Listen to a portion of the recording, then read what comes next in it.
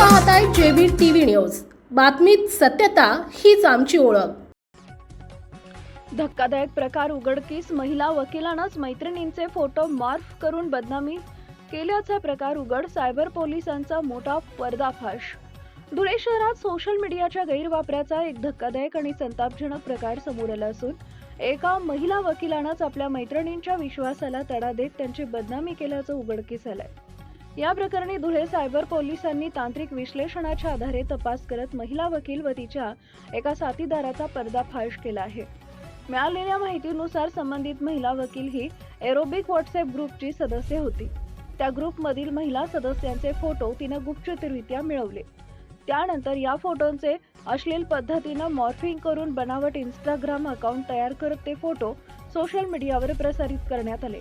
या प्रकारामुळे संबंधित महिलांची समाजात बदनामी होऊन त्यांना मानसिक त्रास सहन करावा लागला। याबाबत पीडित महिलांनी सायबर पोलीस ठाण्यात तक्रार दाखल केल्यानंतर पोलिसांनी तात्काळ दखल घेत तपास सुरू केला। सायबर पोलिसांनी आधुनिक तांत्रिक साधनांचा वापर करून IP ॲड्रेस, सोशल मीडिया अकाउंट्सचे लॉग्स व डिजिटल पुरावे गोळा केले। सखोल तपासाअंती संबंधित महिला वकील व तिच्या साथीदारानंच हे कृत्य केल्याचं निष्पन्न झालं आहे। या प्रकरणी पोलिसांनी भारतीय न्याय संहितेचे कलम 75-79 तसेच माहिती तंत्रज्ञान कायद्याच्या कलम 67 अंतर्गत गुन्हा दाखल केलाय। पोलीस अधीक्षक श्रीकांत धिवरे यांच्या मार्गदर्शनाखाली सायबर पथकानं ही क्लिष्ट कारवाई यशस्वीरित्या पार पाडली आहे। पोलिसांनी नागरिकांना आवाहन केलंय की सोशल मीडियावर फोटो व वैयक्तिक माहिती शेअर करताना सतर्क राहावे। अशा प्रकारच्या संशयास्पद प्रकार आढळल्यास तात्काळ सायबर पोलिसांशी संपर्क साधावा। मुख्य संपादक जतीन बोरसे। नमस्कार, मी पोलीस निरीक्षक अभिजित सोनवणे, नेमणूक सायबर पोलीस स्टेशन धुळे।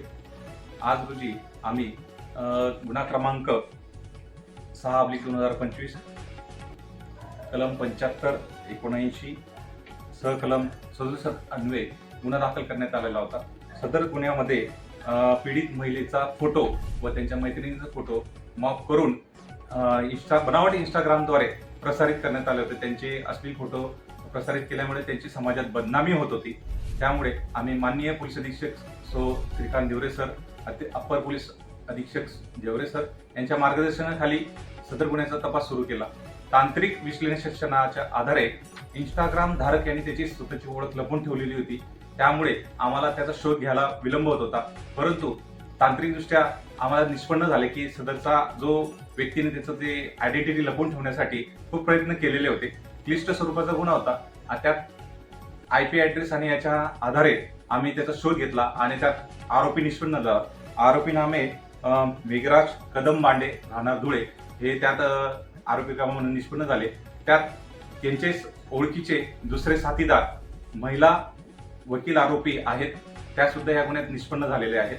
सदर गुन्ह्यामध्ये महिला आरोपी ज्या आहेत त्या एरोबिक ग्रुपला जॉईन होत्या आणि पीडित महिला आणि तिच्या मैत्रिणी आणि त्यांचा जो सदस्यांचा ग्रुप होता त्या ग्रुपमध्ये त्या सुद्धा समाविष्ट होत्या। त्यामुळे त्यांचे पर्सनल फोटो यांच्याकडे प्राप्त झालेले होते आणि त्याचा त्यांनी उपयोग करून AI जनरेटेड फोटो करून या दोघं आरोपितांनी त्यांचे फोटो बनावट इंस्टाग्रामद्वारे प्रसारित केले। त्यामुळे त्यांची सामाजिक बदनामी झाली आणि यात गुन्ह्यामध्ये तांत्रिक आधारे इंस्टाग्राम जो होता अज्ञात तो आम्ही निष्पन्न केलाय आणि क्लिष्ट स्वरूपाचा गुन्हा हा जो आहे उघडकीस आलेला आहे। आम्ही धुळे पोलीस अधीक्षक कार्यालयाद्वारे आपणास आवाहन करतो की आपले जे फोटो आहेत ते पर्सनल ग्रुपवर आपण शेअर करू नका।